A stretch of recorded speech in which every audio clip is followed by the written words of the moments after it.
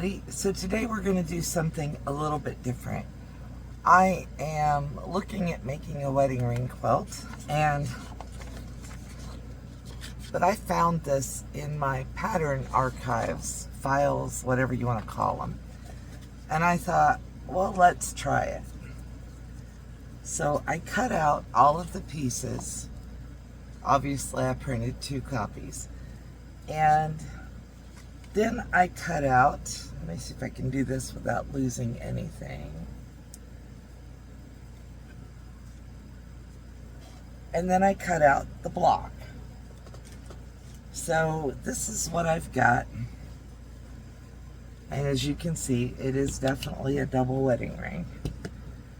I cut it out because I wanted to see how it goes together. And I've got it laid out, and I think that I'm ready to start working on that. Now, I had a couple of different thoughts on how to piece this, and my best guess, because I can't find instructions, and I didn't find it online anywhere, is that you're going to piece by putting things together and marking them in half. And I scissor cut this rather than using my scan and cut because I only want to try one block and then find out if it works. So what I'm doing now is I'm folding over all of the pieces, and I'm just putting a little mark to tell me where the halfway point is, because this is all going to be curved piecing. So we're going to do, the first one is going to be this green and white piece, and I'm going to put them together so that my little marks match. I'm trying really hard not to pull, because obviously all of this is bias cut and will stretch. I've put my 1/4 inch foot on my sewing machine, and I'm going to go over to the sewing machine, and I am going to sew this curve together. Now, I've shown curved piecing before, and the easiest way, in my opinion, to do curved piecing is to start at the middle and go out to the end. So that's how we're going to do this. Okay, so how you're going to sew this is you're going to put your needle down on that center mark. I'll take that pin out, and we're going to sew half of the arc at a time. And the way we'll do that, trying to get you guys a good, there we go. You see my AC back there, sorry. All right, we're going to take this and we're going to make the 2 pieces match. Whoops. So we're going to take this and we're going to make the 2 pieces match along the edge. And we're going to sew slow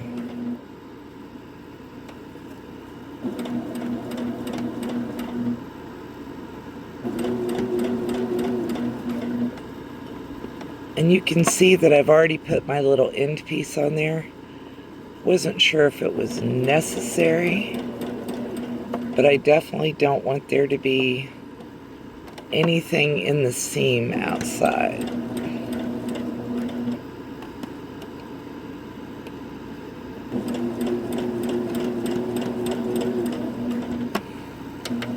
And once we have that part sewn, we're going to very carefully pull this over there,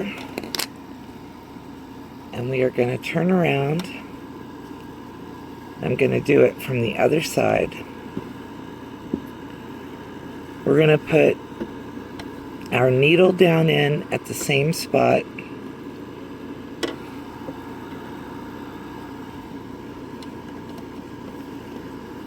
and then we are going to bring the green, and you don't want to pull hard because you don't want to stretch either one of these edges.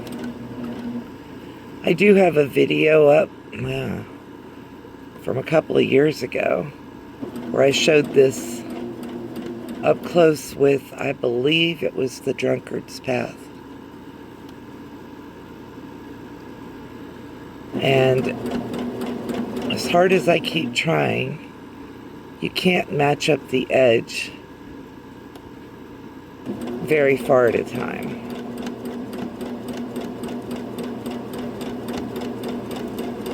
I'm going all the way out to the end of the white piece. And then I'm going to trim my little threads. Still got my bobbin attached. Alright, and now that we have it sewn, we're going to gently start at the center, and I'm going to press it over just with my fingers, and I'm pressing to the dark.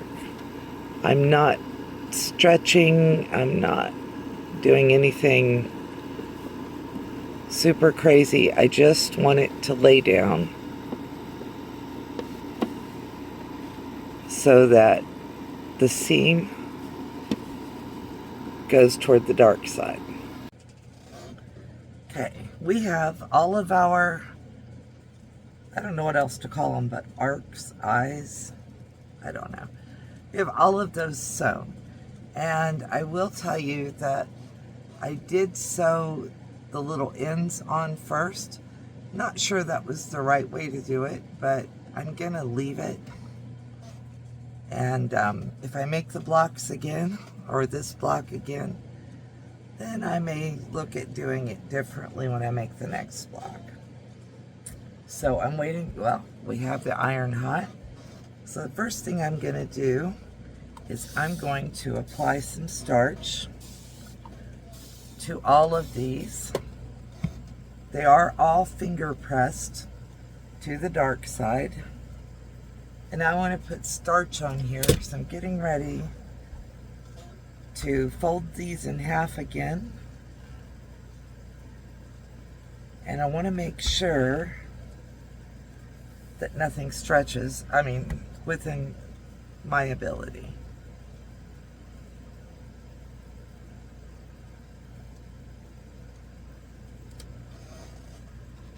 So I'm just going to go ahead and give everybody a good iron. That one's wanting to act up a little bit, so.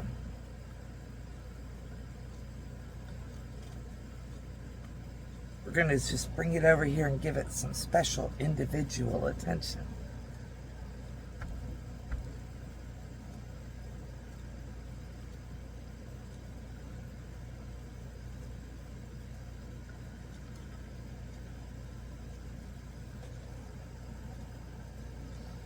Alright, and then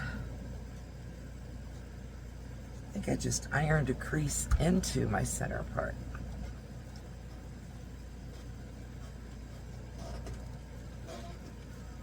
Now that it's all ironed, I'm gonna start putting the block sides into the block.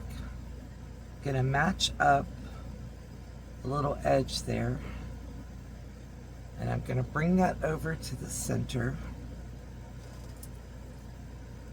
and I'm gonna put a seam or a pin there to show me where my center is. I don't really want to make any marks on this part because I'm not sure what that's going to do. Then I'm going to take my green, going to get the center point of it. It doesn't matter where they go.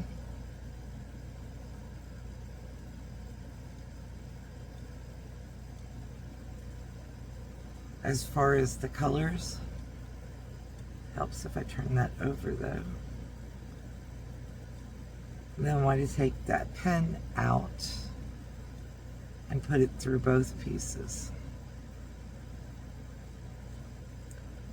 Then what we're going to do is we're going to go to the sewing machine and we're going to sew this arc just like we did the last one. we're going to put the needle in right here at the 1/4 inch and center mark, and we're going to sew out to this edge.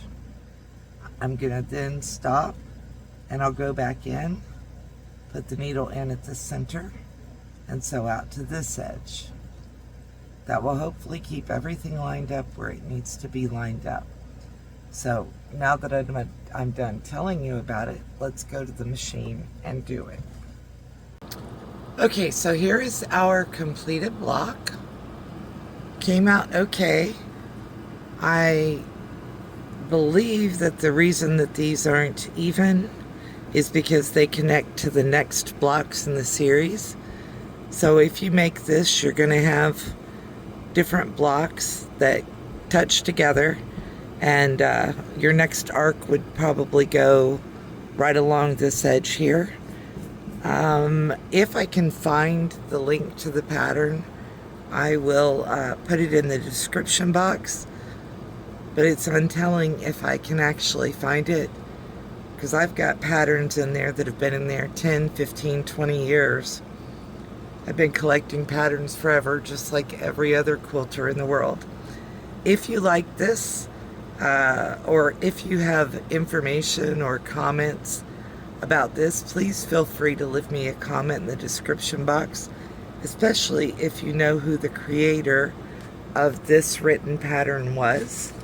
I would actually like to give him, her, or them, if it's a company, credit. It was really easy to print. The 1-inch block didn't give me any problems at all. And if you have comments on how I put the block together or better methods, I would love to hear those as well. This one's probably going to end up being a table runner, or it'll be tossed into a scrap quilt. I do not want to make more blocks this way. A little hard on the hands. But if you like this, please give me a like. If you aren't already subscribed, please subscribe to the channel. And I look forward to seeing you all again soon. Have a great day. Putting my needle in 1/4 inch. Then I'll take the pin out, because I don't need the pin anymore for the stitch. And then we're going to make a couple of stitches, and I'm going to make my green curve match the white.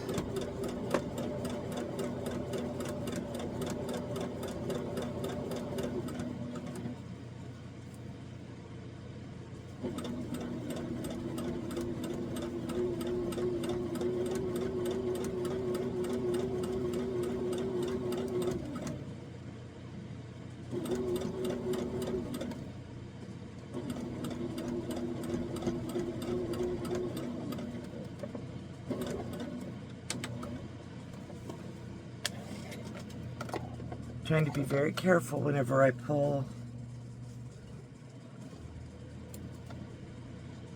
this out to cut it loose, that I don't stretch anything. And then I'm going to put it back in here. I'm going to put my needle in at the center at 1/4 inch.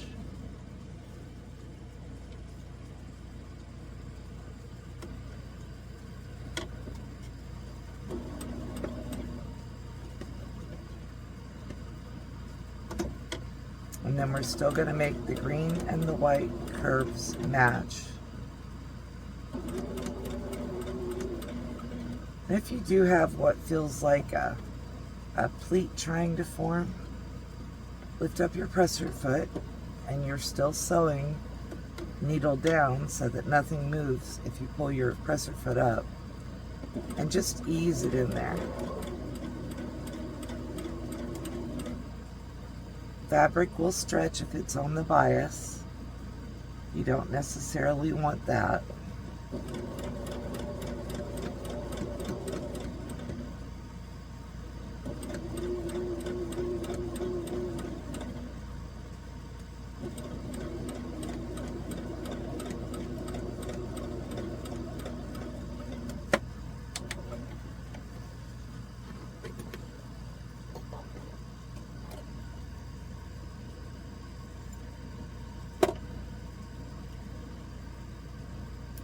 Trying to get all my little threads off of there.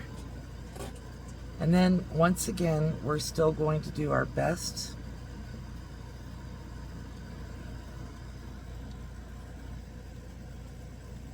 to just kind of fold towards the dark.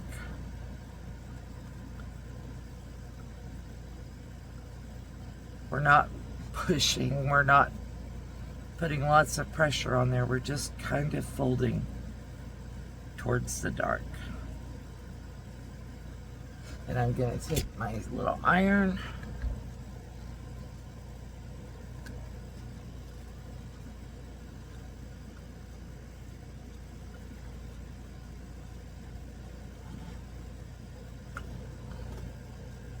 and give it just a little press. We're going to do this all the way around. I will show you one more time before we do it.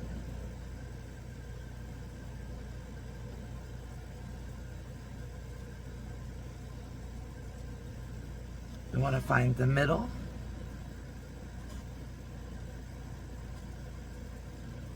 Of this section. I want to put a pin right there.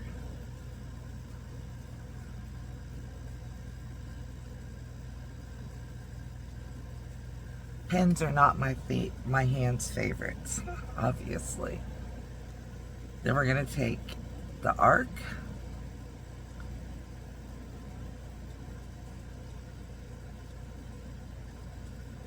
We're going to get our center mark there. And we're going to match it up with the pen. It's a little easier because when I was doing the green, I just went ahead and marked both sides when I folded it over. And then we're going to go back to the sewing machine again.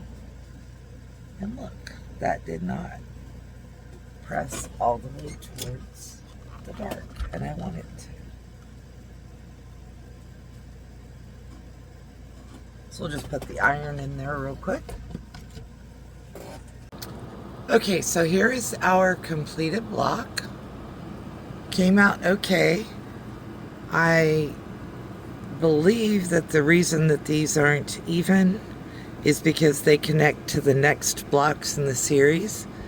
So if you make this, you're going to have different blocks that touch together, and your next arc would probably go right along this edge here.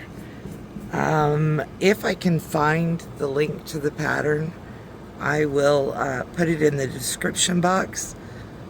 But it's untelling if I can actually find it, because I've got patterns in there that have been in there 10, 15, 20 years. I've been collecting patterns forever, just like every other quilter in the world. If you like this, or if you have information or comments about this, please feel free to leave me a comment in the description box, especially if you know who the creator of this written pattern was. I would actually like to give him, her, or them, if it's a company, credit. It was really easy to print. The 1-inch block didn't give me any problems at all.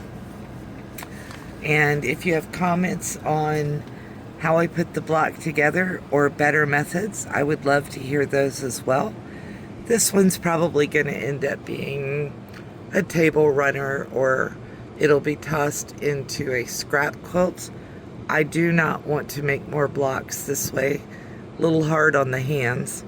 But if you like this, please give me a like. If you aren't already subscribed, please subscribe to the channel. And I look forward to seeing you all again soon. Have a great day.